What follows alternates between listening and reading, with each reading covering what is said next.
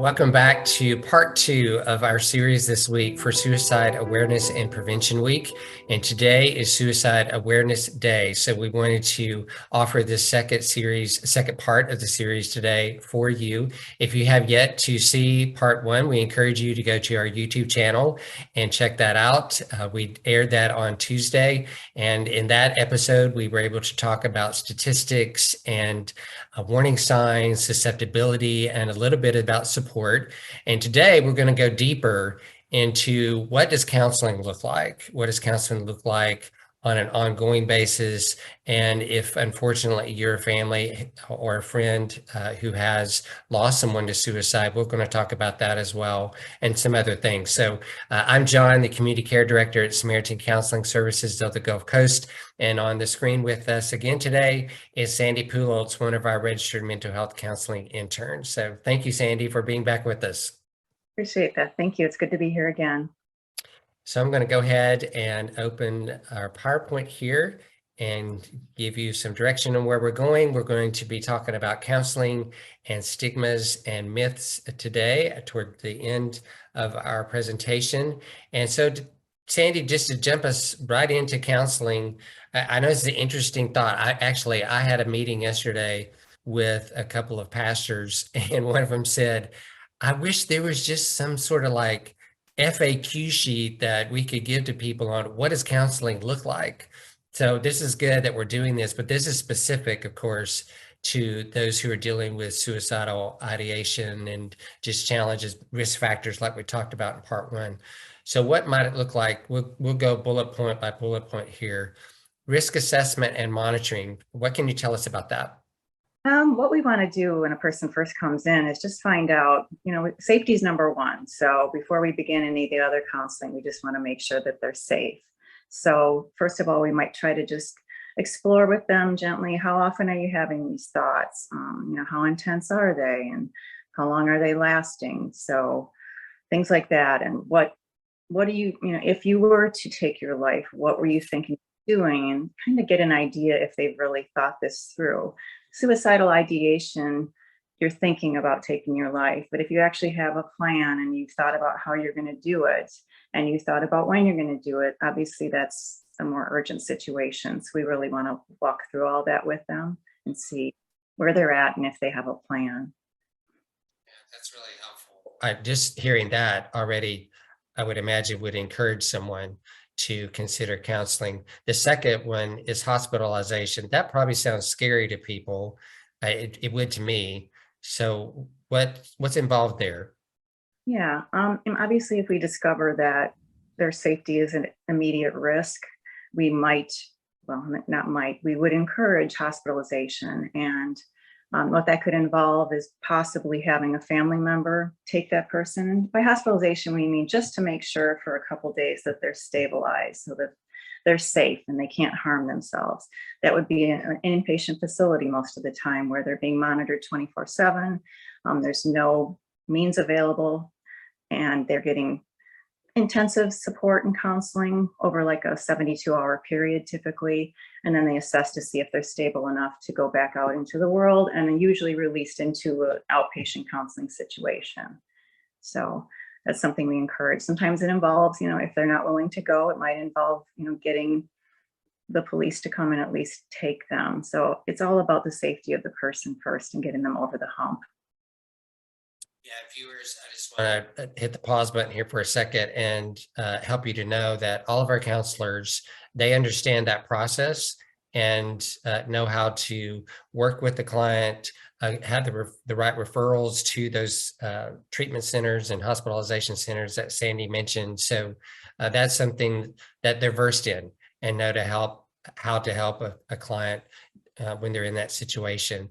The third thought there goes along with that would be medical and psychiatric evaluation, right? Right. In the outpatient setting, it basically isn't as intense as it would be in an inpatient setting, but just encouraging that if they need additional resources, that they do get a medical evaluation and further psychiatric assessment, because it might be something bigger. It could be a medical problem that's contributing to this. It could be bipolar disorder or something that maybe medication in addition to counseling might help. So kind of just making sure that all things have been considered, all resources have been accessed. Which leads us, I think, to the next one about safety planning. When you're the risk assessment, I don't know if you meant to put these in order like this, but it feels like they're in order of what could be helpful. But safety planning, when you know all this stuff, that should be able to help you. But what are you considering when you're thinking about safety?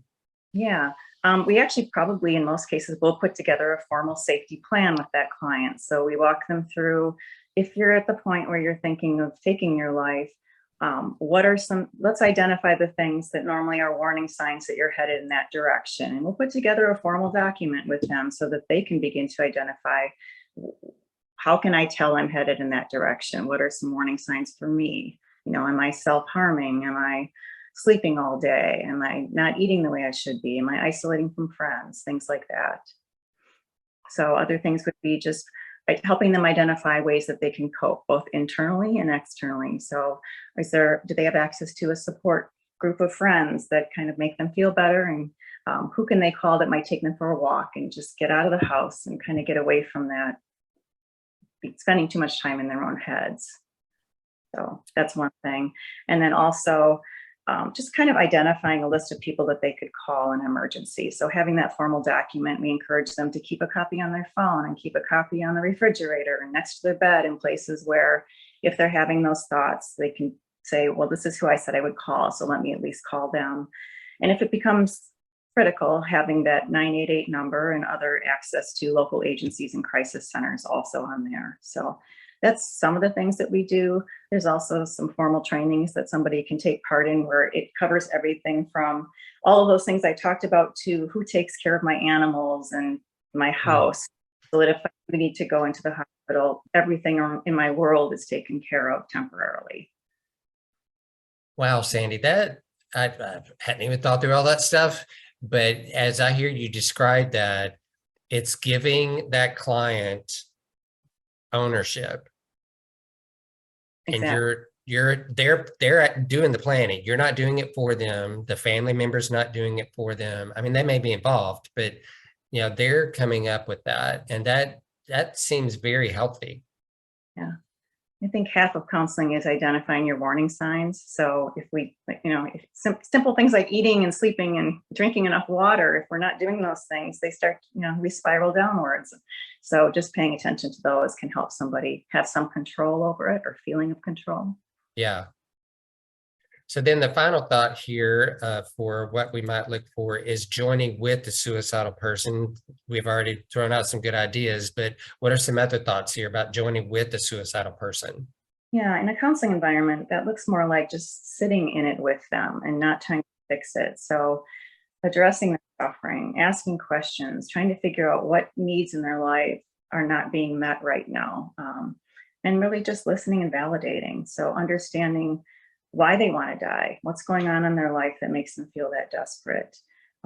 Eventually, down the road, maybe talking about some of their negative thoughts, things that they feel about themselves or the world that have led them to feel so desperate. What kind of coping skills do they have? If they're negative coping skills, like we've talked about with, drinking, and drinking can lead to further depression. So if that's, your coping skill is sending you in the wrong direction. So identifying negative skills, kind of stopping those and then replacing them with something positive. Maybe going for a walk, listening to music, taking a bath, seeing a friend, those things. So, and then also trauma. If there's trauma involved in their past, we would want to target that, talk about it, and begin to do some trauma therapy with them to try and resolve some of those things that maybe consistently bring them back to that desperate feeling. This reminds me of a couple points we made in part one, and just a good reminder here that we have an opportunity. I'll use that word. We have an opportunity to walk with this person in your family, your coworker, whoever it is, to walk with them and not be afraid and let any kind of stigma thing be in the way to keep you from doing this with them, and joining the counselor as well. Everybody's doing what their role could be to help that suicidal person. I Right. love that. Yeah. So this is what counseling might look like. We want to take some time now to talk about uh, once, unfortunately, as Sandy shared in part one, her family has walked through a suicide in their family. So what does counseling look like for those family members and friends after a suicide? And we have a few thoughts here. The first one, survivor's emotions. Man, that sounds pretty heavy, Sandy. What can you tell us about that? It is very heavy. The people I counsel now, it kind of brings you back to some of those feelings sometimes of what it's like in those early weeks and months of the feelings of guilt, anger, shame, hopelessness. The woulda, shoulda, couldas. How did I miss this? All of those things that can make a person feel desperate and just, yeah. So I'm just wondering, I mentioned in our first part, walking excuse me, with a few family members before, and I think there's some tendency for some people after suicide to just try to do this on their own and Yeah, not reach out for some help for themselves. Would you say that's true? I'm sure that is true. Of course, I see the ones that actually do reach out, but sometimes they wait a year. They don't always come right away. So they, like you said, they maybe tried to do it themselves and then realized that they couldn't. Or maybe they had that support that you get often in the first year, and now they're facing year two when people have gone back to their own lives and they still need someone to kind of walk them through now what. So, Mhm. Yeah, and that leads me to this second thought here about grief counseling, which I think is a nice segue because sometimes, um, someone may feel like they're doing fine and they've walked through their grief, and it pops up, 7 years later. And the importance of grief counseling, I don't know that we could overstate it. Is that possible to overstate grief counseling? I don't think so. I'm a grief counselor. Right, right. What I does am that look like? yeah, and identify and normalize those feelings. Kubler-Ross, I think it was, who came up with the stages of grief.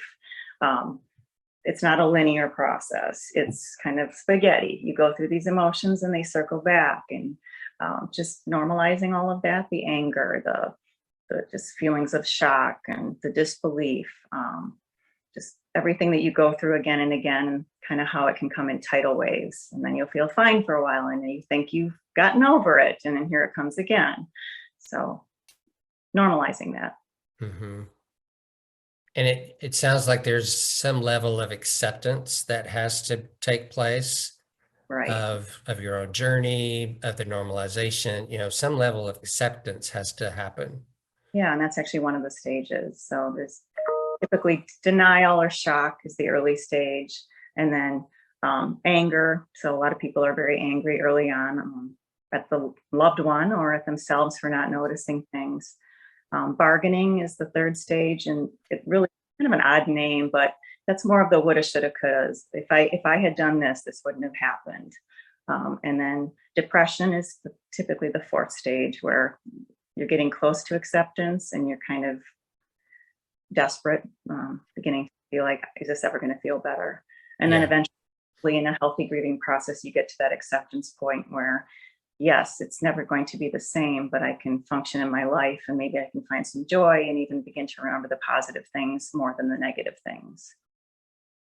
Yeah, the final thought we have here, I think, goes along with this thought of you don't have to do this by yourself. There's certainly others in your community who are walking the same road. So support groups, how helpful, Sandy, are support groups? A lot of people are reluctant, and it can be scary to walk into a group of people that you've never met before. But I have yet to find one person that wasn't glad that they came, Mm, even if it takes a while to find the right group, which it can. Support groups in any situation can just normalize that experience and give you access to other people outside of counseling that maybe you can spend time with and begin to develop relationships with that understand everything you're going through, at least most of it. mhm. They're specific to suicide loss, but then there's some that are just grief based. And even in the just grief based groups, there's often several people who have experienced suicide. So you can find that you're not the only one there dealing with that. All right, I'm going to take us on a tangent here because I just had a thought here. If I were in the shoes of someone trying to figure out what's the best path for them, it feels like some people may choose to do counseling first for themselves and then get to a support group, or the vice versa. Does it matter which one you may start with? I don't think it matters at all. I've had people that came from a grief group for individual counseling. I've had people that came for counseling first, and then we recommended that they try various grief groups. And sometimes we'll tell clients, try all of them and see which one maybe fits your situation best, because dynamics are different in every group. Well, I think that's helpful because, everybody's personality is different. Their journey is going to look at a little different. So probably the best encouragement is just take a step and trust the counselor or the group, whichever step you take first, that it's going to be okay. Exactly. And that might be hard to do early on, but we hope to get. Sure. Right. So there's a few thoughts, viewers, about counseling as you're supporting someone for them, and then after suicide. Finally, today, we want to talk about just a couple. This list could be long, like we mentioned in part one about lists that we've created, but a couple of stigma and myth thoughts, and these may be a little more spiritual in nature as we talk through these. Sandy, this first one, suicide is selfish. I'm going to guess that that's something either you heard or your family walked through back, 6 years ago. Is that right? Yeah, I mean, there were definitely those feelings, and I counsel a lot of people who do still feel that way. How could they do this to me? How did they didn't know, they had to have known it would hurt me like this.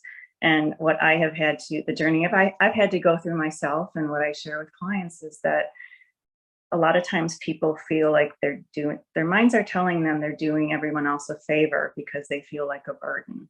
And I've even heard an analogy that was used for me was almost like on 9/11 when people decided to jump out of the building versus burn. That feeling can be that strong sometimes that they feel like they just need to get away from it. And suicide seems like the only way out. It isn't that they want to hurt their family. In most cases, that's not the case. I mean, they do anything to help their family. They're usually really soft-hearted people that feel deeply.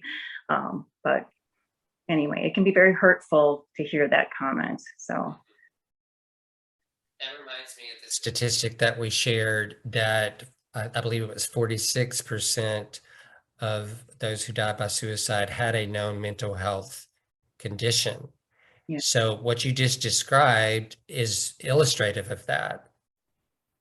exactly. Right. Right. They may have already been dealing with something and didn't get necessary help, or some people hide it well. I mean, that's another thing. Survivor guilt is a terrible thing. If you feel like you've done everything and that person still chose to take their life, just letting go of that feeling of control, that there's something you could have done. Sometimes you couldn't. Yeah, it's gotta be challenging. This leads us to our second thought here that we'll address, and that is that suicide is sin. Obviously, this is certainly a spiritual statement and belief by people. Sandy, what have you walked through, maybe your husband and your daughter, regarding that statement? Thankfully, nothing personally, but I do know that, I mean, we were part of an evangelical Christian church in our community that was actually very wonderful and supportive, and I think recognizes mental illness for what it is. But I do know that some people face that and face those comments, and it's already difficult to imagine life without your loved one. But then to hear comments that, you're automatically going to hell, or these horrible things that people have come up with that there's really no biblical basis for, can make a person feel even worse when they're already dealing with something so difficult. So Yeah, so I'll put on a pastor hat here for a moment, if I may.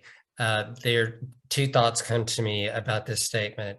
One is to be cognizant and really empathetic to those who have, like Sandy just said, to those who have experienced suicide in their family.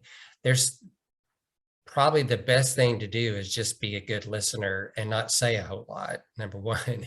But when you even if you have a theological thought that you may hold to, it's probably best just to not say that right now, honestly. And I would even encourage pastors to be careful of the language you use and what you say to family members and congregation members. Unfortunately, suicide touches congregations as well, so that the community of that church is impacted. And so how do you address this immediately following a suicide is crucial. And you don't want to add wound or make the wound deeper or create another wound. And that's certainly possible. Regarding this, whether suicide is a sin and whether it sends, that act alone would send someone to hell, I would just encourage us all to think about the reality of what, at least in the Christian world, what we believe of our eternal security. And that is the one choice that matters is your relationship with God. And so one act does not take away that relationship that you have with God. And that's what I have talked with family members who have been wrestled with that after a suicide in their family, and rest in that the faith that they claimed is what actually is the faith you need to claim for them and with them. I think that's one of the best helpful thoughts and truths to hold to sort of combat that thought and that misdirected belief there. Sandy, I'll take my hat off there and see if there's any additional thoughts there you want to add. I think that was beautifully put. Personal reference for me was one of the last lines in my son's letter was, "God, please take my soul to heaven." So I think that, God is close to the brokenhearted. We hear that he saves those that are crushed in spirit. So if we believe those things, then we have to trust that he understands us completely and leave it at that. Yeah, and that's the brokenhearted through all the scenarios we've talked about in this whole series, in both parts, part 1 and part 2, whether you're dealing with suicidal ideation, you're going through counseling, or you're on the other side after a suicide, all the brokenness that is there, God sees all of it, and he's there for all of it.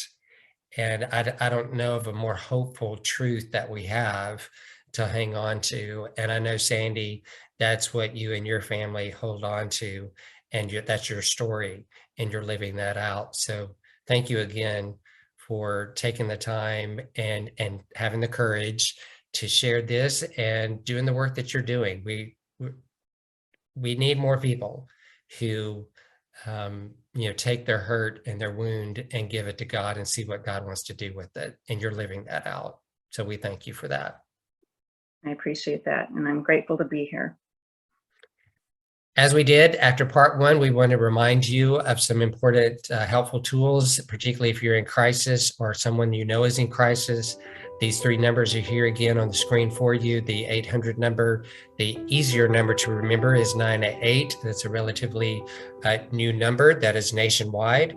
And I can assure you when you call that number, you're getting a professional who can help you walk through whatever crisis you're in your mental health and suicide ideation thoughts that you may be having. There's a text number there as well that you could utilize. Sandy has shared with us her references that she used to put this information together for us, these statistics and all the helpful aids that she had for us. So these are here for you.